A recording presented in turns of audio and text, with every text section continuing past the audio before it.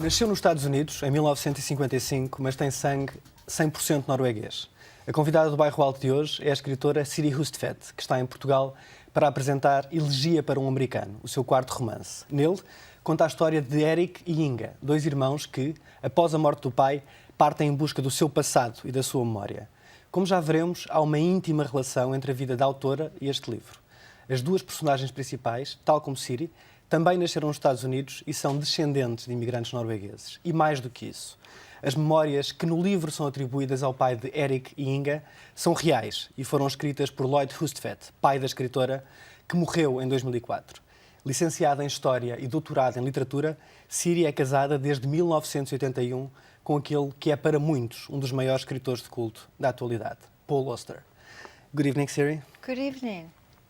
Why did you decide to use your father's memoirs in the book? You know, this is an interesting question because after I had written the book, I said to myself, well, if you were going to use your actual real father in some way, why not write a memoir yourself? Why not write about my father from my own point of view instead of turning it into a fiction? I think that, first of all, the deepest impulse was that I knew my father was dying, and I asked him if I could use the memoir. I knew I would use it somehow in this novel. He said yes, and I've understood that my greatest desire was to save something of my father directly in my own text, so that any reader can open this novel and in some strange way have a direct encounter with my father's words. So it was some impulse toward resurrecting a man that I knew was dying and then died shortly after I had started the novel. So you were designing this character, this already dead father, inspired in your own father who was still alive but dying. Yes. So in some way did you feel the loss before it happened? This too is a strange business. I think that I was emotionally and mentally trying to prepare myself for my father's death. He was not a young man. Just as in the novel, he was 81 years old. He lived a long time. And so in that sense, there's nothing tragic about a death like that. It's a very ordinary kind of death. And yet losing him was enormous for me. And I think the book is in some profound way an act of grieving, of trying to get through it. Siri, I'm going to ask you to read a little piece of the book, which is also a little piece of your father's memoirs. Yes, this is it's directly from an episode that my father wrote about that happened in the Philippines when he was a soldier during the Second World War. So here's my father speaking. About 2 weeks after our landing, I had an experience that I find difficult to recall or to discuss, my father wrote. It is the only wartime experience that returned to me in troubling ways by reliving it in dreams. 4 of us were bouncing down a rural lane in a jeep. Lieutenant Madden was one of the 4. We spotted a Japanese officer a distance away. We knew this because he carried a samurai sword. His manner was strange. When he became aware of us, he scurried for cover in an effeminate, short-step, tiptoe fashion. He then crouched down in some foliage, yet far better coverage was nearby. We boxed him in and then moved slowly forward. The poor devil was quite visible from all sides. He didn't move. I hoped that he would be sensible and rise with his hands up. He had taken on what seemed to me to be a position of prayer. In a matter of moments, 4 carbine barrels would be nudging him into action. That would bring him out of his trance.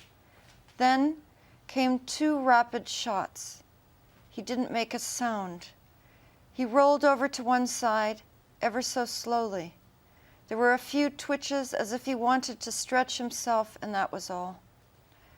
Our lieutenant had done it. None of us had noticed that he had stopped and had taken up a cover position which was the proper thing to do. He was going for a grenade, for God's sake, was his explanation. There was no grenade. There was a pistol, a Japanese Luger, but the holster cover was firmly clasped shut. Did you already knew about this episode? No, I didn't. And Before in fact, writing the yes. novel, yeah. And this episode, my father was in the Battle of Luzon, which was a very, very bloody battle. But this particular event, I think because it took place outside of combat, my father felt it was a gratuitous murder, haunted him, after the war, and it returned, this image of the dying Japanese officer returned to him in flashbacks, something that is a theme in the novel itself. Mm-hmm. You feel you got to know your father better writing this novel? I think that in some way I did. I think that part of it is imaginative. You can't really own the inner life of another person, but spending all that time reading his memoirs and some of his letters, I think I may have entered some aspects of him better than I might have without doing it. When you read it now, you feel you're reading your father's memoirs or your character's ones? Well, it's very mixed. My mother said a funny thing. She said, Siri, I think you're both Inga and Eric, and probably that's true. At the same time, there's a lot of really invented material in the novel, but whatever I'm writing, I always feel that I'm trying to create a emotional and psychic landscape that feels true. Mm-hmm. The particulars may be very much invented and out of my own imagination, but they have to feel as if they're emotionally right. And can I say this is a book about ghosts and the way they invade the present? Absolutely. I think that's a brief and absolutely accurate description of the book. At some point, it is said that the role of psychoanalysis is turning Yes. ghosts into ancestors. Yes. Do you think that without this book, would your father be a ghost to you? Oh, I don't think that writing novels is therapy, actually. I think I should go on the line. It's not an exorcism. I think I will think about my father. There will be aspects of my father that will probably haunt me till the day I die. But I do think that beautiful statement that you quoted, which is from Hans Lowald, a psychoanalyst, who said, the work of psychoanalysis can turn ghosts into ancestors. And that is a form of exorcism, in a way, of understanding your parents or grandparents as others that you can look at as separate. Yeah. And not inhabiting you, not possessing you. Your mother went to the United States after the Second World War. Your father was already born there, but he was a son of Norwegian immigrants. And you were born there in the United States, in 1955, as I said That's right, before. that's right. Do you feel half Norwegian and half American, or the percentages are not like this? Well, the term when I was growing up was Norwegian American. Norwegian American.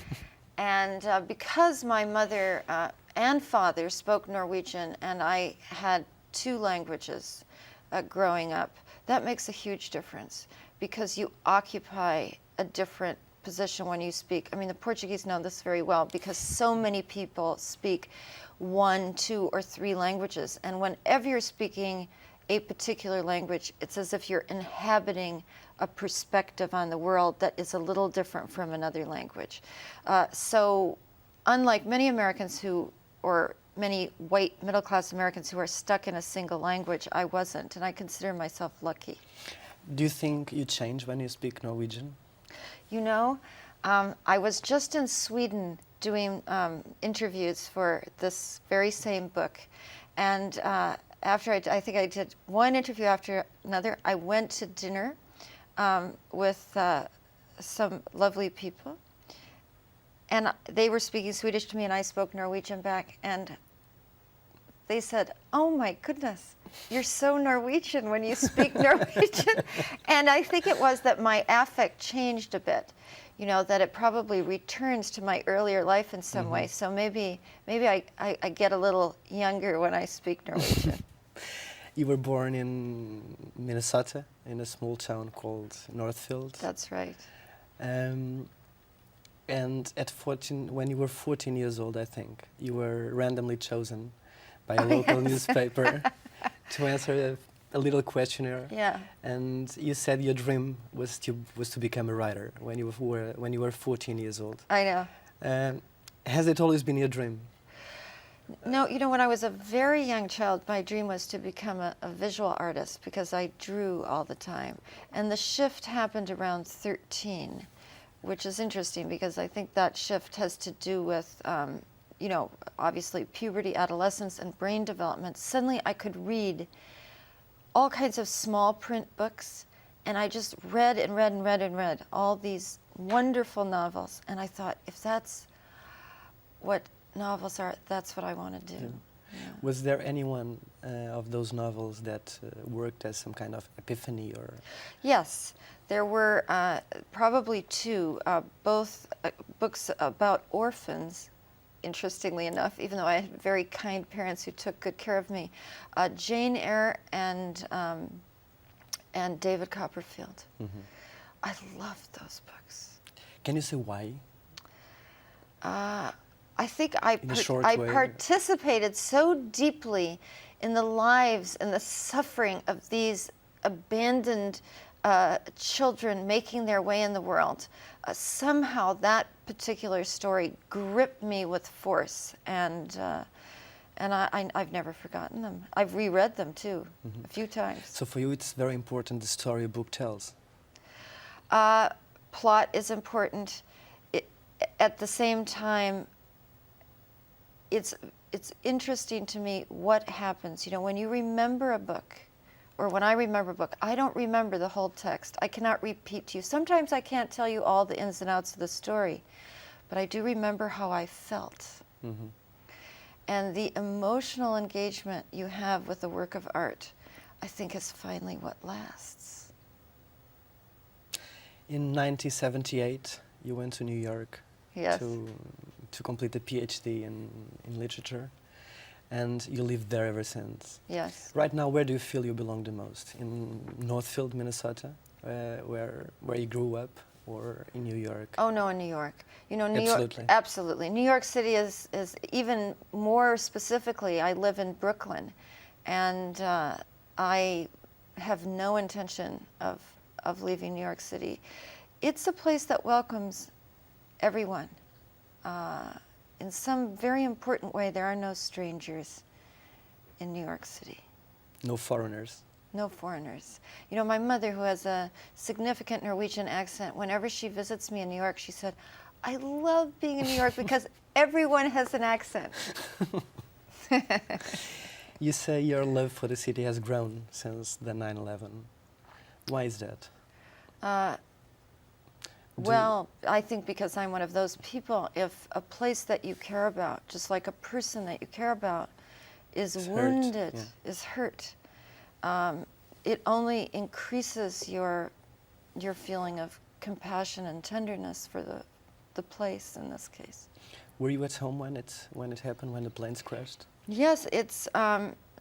We were in Brooklyn, so you know we were across the river. It happened to be my daughter's very first day of taking the subway alone to school on the Upper West Side. So about a half hour before the catastrophe, she was in the subway right under the World Trade Center. Much closer to the event, however, my two sisters live only 8 blocks north of what was then the World Trade Center. And my niece, Juliet, who was 6 at the time, was only 2 blocks north. So I was most terrified about her and my sisters. My sister ran to get Juliet out of school that day, and they were very close. I mean, all hell was breaking out then. And were you able to talk to your daughter? I was able to establish that she had gotten to school, and she was quite far away on the Upper West Side, so I was not anxious about her. And then I was able to reach my sisters later in the day. You were telling that story of your sister and your nephew. It's quite similar to another story in the book. Yes, in fact, I mingled stories. This is how novelists often do things. I took my sister's experience of running away from the school and mixed it with several other stories from close friends who talked about that day and those particular hours downtown. But this particular episode happens with Inga. Yes. And his daughter Sonia. That's right. And she's much older than my niece was, and she goes to Stuyvesant, which is just across the street from my niece's elementary school. But the 9/11 becomes Sonia's greatest ghost, as yes. we were speaking about ghosts before. You feel it happened also to your nephew? My niece is a pretty to your tough. niece? Yeah, no. Well, this is. I know it's the same word in Portuguese, but she's a very a tough kid, but she did go to school with some other children who saw more than she did. In other words, they witnessed people jumping, and it depends on the person. Mm-hmm. Some people were very close to the event and didn't suffer from traumatic after effects, and other people who weren't so close did. So the book explores not only the flashbacks of a character like my own father, but a character like Sonia, who suffers from nightmares after September 11th. Sonia says, "I don't want this world. I don't want a world where buildings fall apart, and wars are fought for no reason." Yeah. You think it was the case of Iraq, obviously, a war. I fought absolutely with no reason. do, and even though it's not dramatically announced in any way, this book was very much written out of, or at least partly out of an outrage about what happened. What do you think led to the invasion? If there was no motive or no reason? Oh, I think there were political motives, but I don't think it had anything to do with September 11th.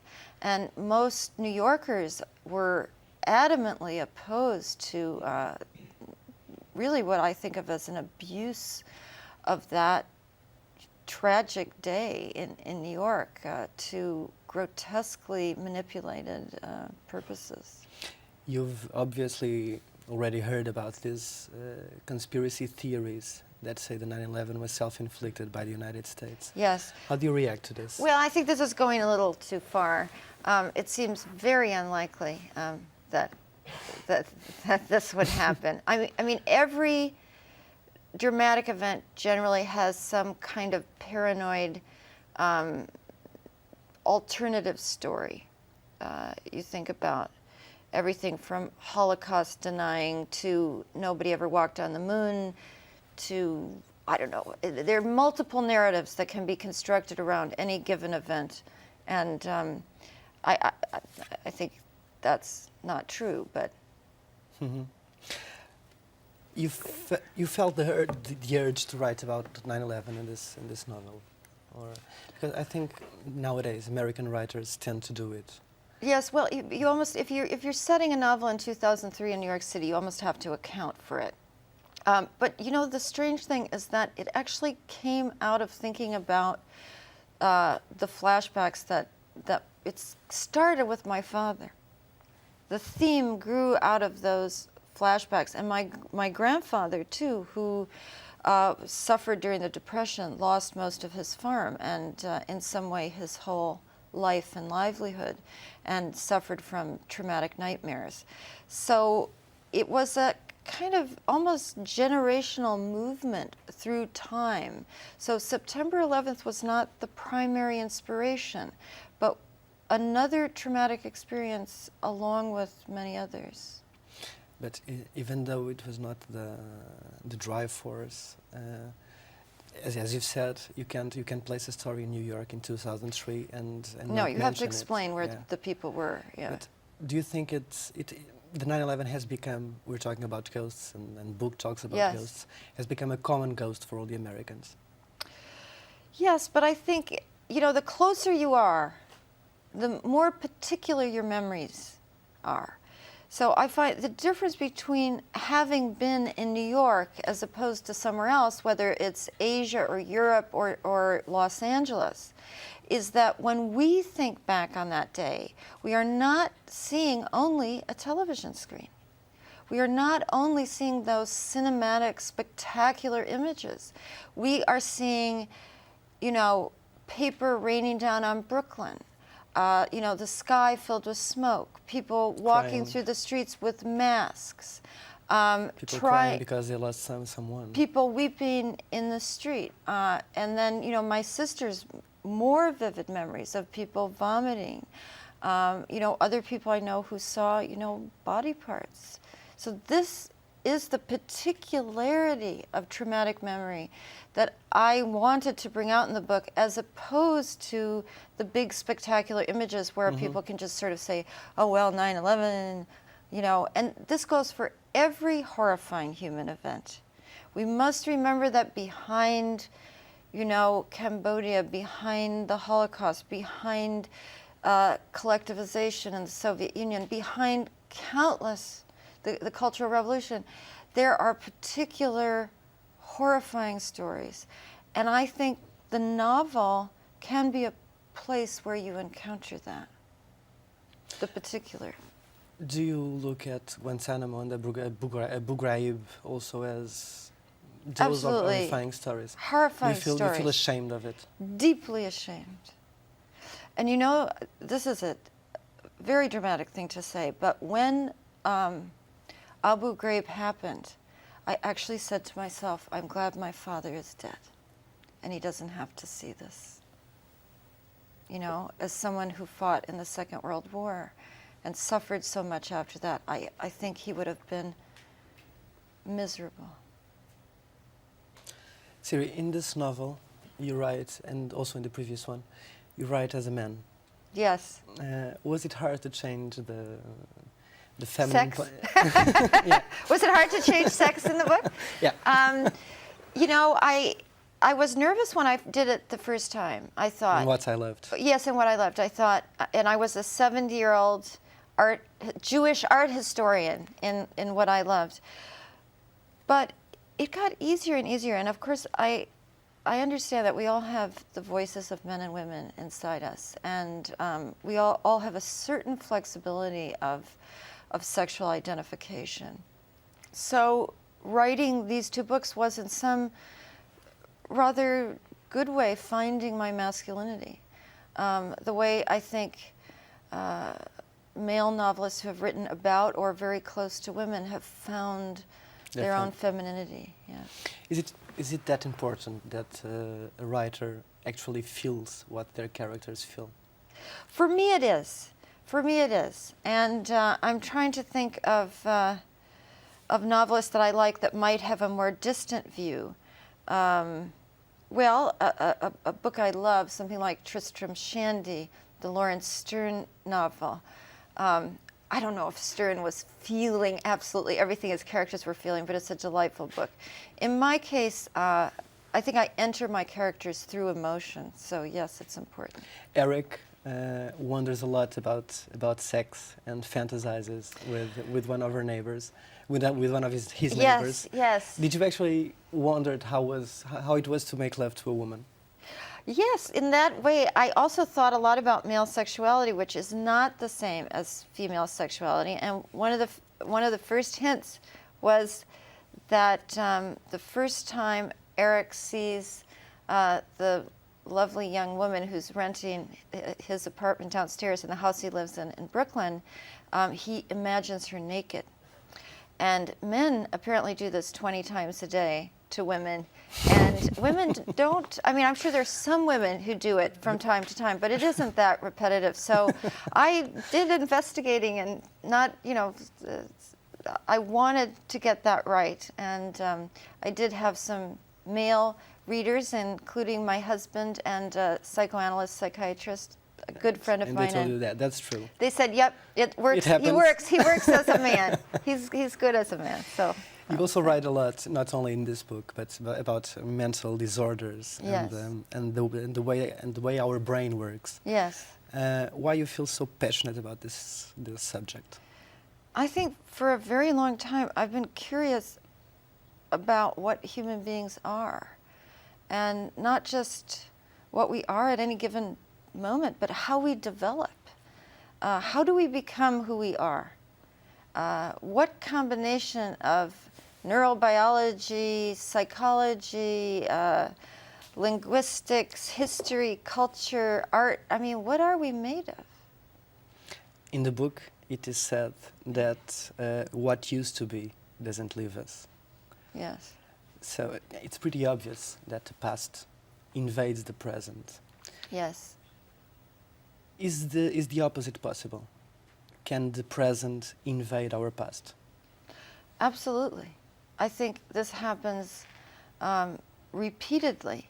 And, Sigmund Freud had a very powerful idea called Nachträglichkeit, which means afterliness. And what he argued was that when you remember something, the present is changing it, is altering it, is moving it in different directions. What you know now is coloring the past. And neurobiologists have a very similar idea, which they call reconsolidation, which means that when you retrieve a memory, you're not retrieving the original memory, but the last time you took it out. And then it is again reconfigured by the present. So that memory can be infected with, absolutely, tattooed with absolutely, with present feelings. The tattoo, and this is what we are. We're shifting, moving beings, and we do not live with a static past, but a past that's continually being reconfigured by the present. You say our brain is not like audio or video recorder. No. So no. Our memories are constantly changing. Yes. But what I ask you is, in what way can video or photography put a break to that? Oh, that's an interesting. To that evolution of the memory. Yes. Well, sometimes when people have a mistaken memory, which I think we all do, you can.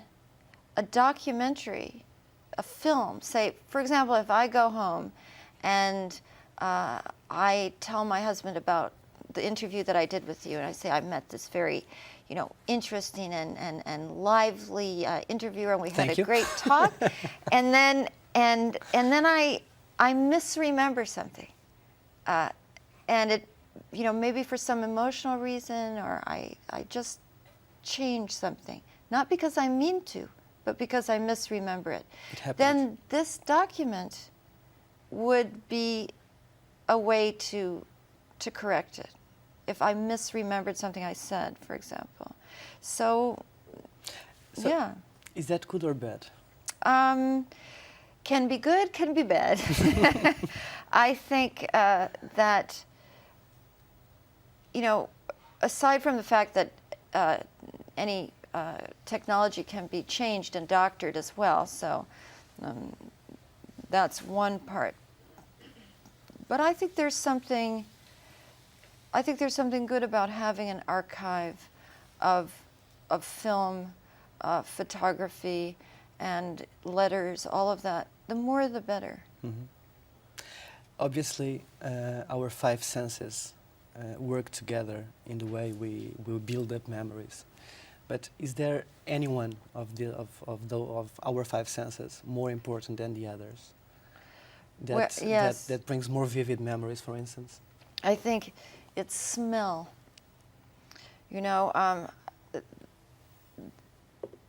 The olfactory sense, our smelling sense.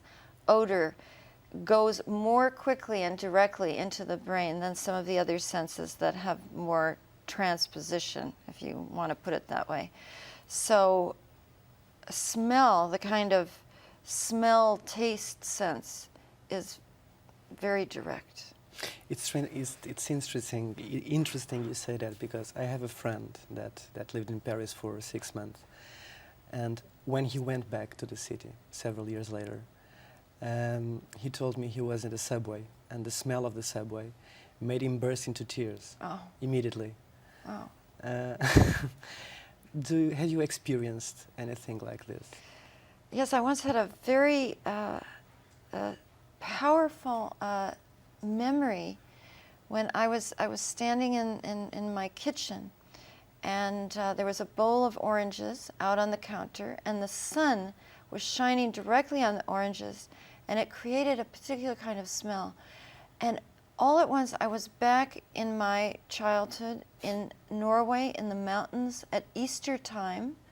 I could almost see the images of the snow, the sun, and of course oranges from the wrapped lunch that we ate on the snow in Norway. It was immediate, just like your friend, having that sudden emotional experience. Of course, it gave me a very good feeling because it was, with my beloved family. Yeah. Why is that? Why the smell works faster? Well, I could give you the phone number of a neuroscientist who could explain it in detail to you, but I do know that that it's simply a more direct route into the emotional centers of the brain, and so it's triggering memories more directly than some of the other senses that, of course, also inspire memories, but maybe a little less directly. Your character Inga met his late husband Max in a book signing. Right. He wrote in her book, "I surrender, don't leave." Yeah. So for him it was love at first sight. I think here is a parallel between the way they meet and the way you and Paul, your husband, met. I'm not wrong, It's true. am I? No, we met at a poetry reading, actually. And, of course, the difference is that Inga's Max is really quite a bit older than she is, many years. And he's very famous when she meets him already. And my husband was not. Was not he was he was known as a poet in small literary circles, and he had written some nonfiction, but he hadn't written his prose work yet. And so he wasn't famous, but he was very handsome indeed, and very smart. And I fell in love with him in about 2 seconds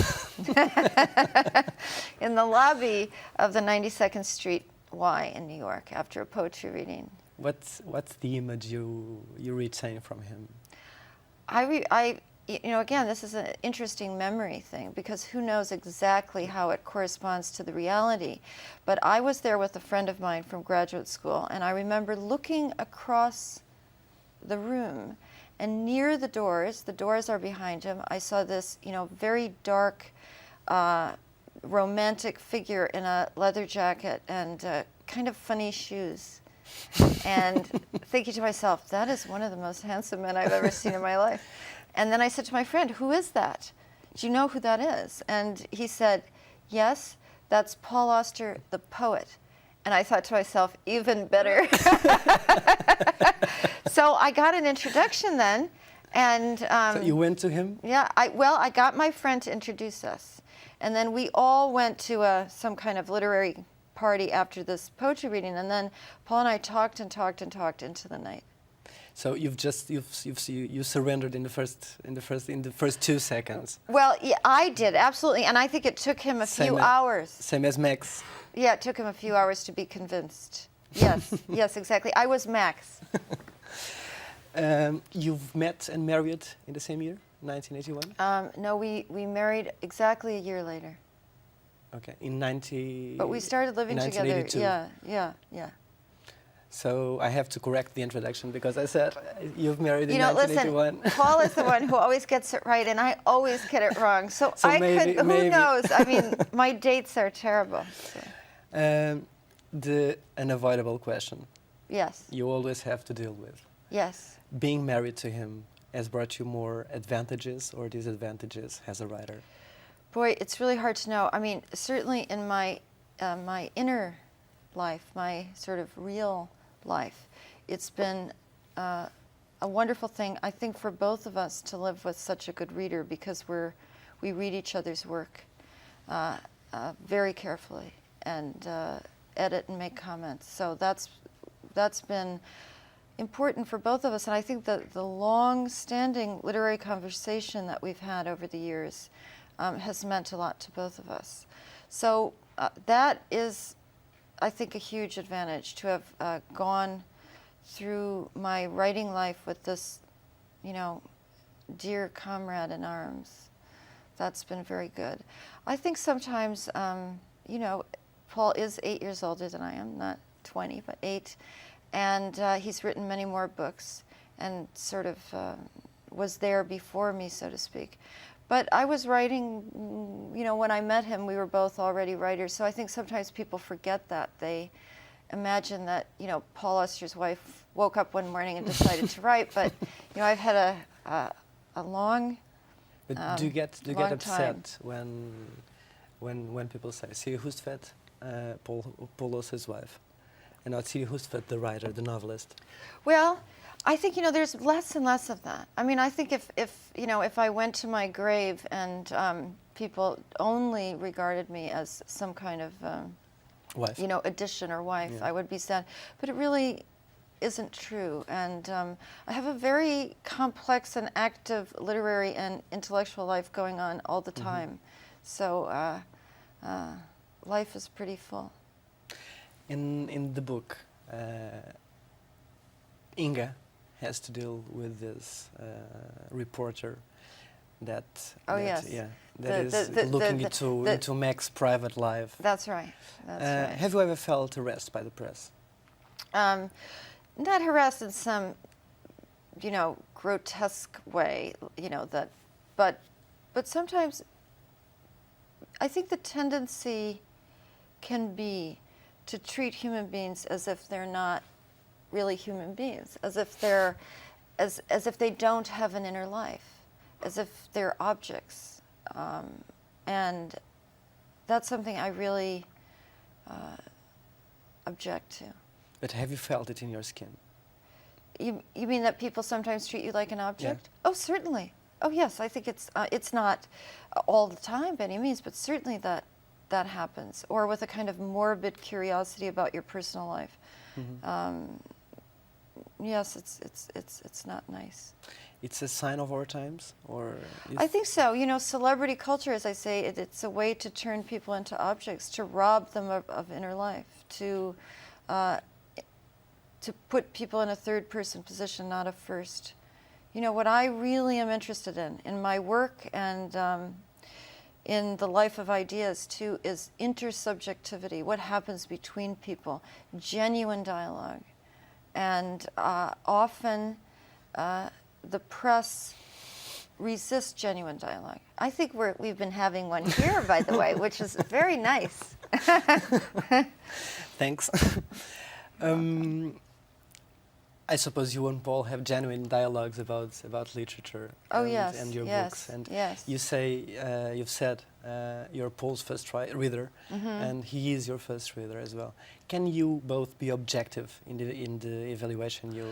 Yes, I can. I mean, there was at one point Paul was working on a novel, and he read me the end, and I said, it's not good. It's wrong. And he actually did it a couple more times. And then suddenly he read me this ending, and it was beautiful. And I said, that's it. That's perfect. And he's also, I remember in What I Loved, the last draft I'd written, he said, it's great, the book's wonderful, but there are these 10 pages that you just have to cut. I said, Oh, but I'm so proud of those pages. And he said, really, they're slowing the book down. You really have to cut them. And I said, okay, I'll read the whole book again. And if I agree with you, I'll do it. And I did. In fact, I think we've never not accepted the other person's That's criticism. what I was going to ask. Do you always follow I think the we always suggestions? have, and it's usually because it's not, this is a weird thing to say, it's not so personal, it's about the good of the project. It's about the good of the book, not the good of the person's, little feelings of the moment. It's because we really deeply care about the enterprise, the bigger enterprise. So that works. In this novel, near the end, there is this child that gets into a coma. She could have died, but she survives. Yes. Why did she survive? Did you want to leave a message of hope? I think that again, the deep sort of catalyst behind this book was some form of resurrection, not supernatural resurrection, So it's but some kind of coming back to life, in life, and saving parts of the dead. Speaking of ghosts, the texts of the dead, the books of the dead, all the books that we read and love and hold on to are ghosts. so Eglinton Yes. surviving Yes. was a symbol of It- a resurrection, of coming back to life. Of some kind of coming back to life. And at the very end of the book, there's a word that's used, which is reincarnation. And one of Eric's patients, he's a psychiatrist, says that not reincarnation after death, but in this life. And I used a little piece of a poem from the Sufi poet Rumi at the beginning of the book that really summarizes the whole book. I found it later, and he says, don't turn away. Keep looking at that bandaged place. That's where the light enters you. So beautiful. In the beginning of the book, there is this episode that happened to you when you were cleaning your father's study and you found this bunch of keys. Yes. With this label, unknown keys. Yes. You decided to use it in the book. Do you still have those keys? I do. I have them actually I have an office, a study, and on a shelf right near where I work, I have those keys. They became a metaphor, a symbol Yeah, of literary work, that you're always looking for. You have these keys that will open unknown doors. And I thought it was so touching that my father had grouped together in this very organized fashion these keys that obviously will never find the boxes or the doors or the cars or whatever they're for. But they can open creativity and ideas. Yeah, and I think they became a metaphor for exactly that kind of nebulous, ambiguous form of opening. So, Siri, thank you very much for being Thanks here for tonight. having me. It was a pleasure, a great pleasure. For me as well. And we hope those keys will open lots of doors to creativity and much. imagination, Yes, and bring us new books. Thank you so much. Nós marcamos encontro para a semana para mais uma noitada de conversa aqui no Bairro Alto. Até lá.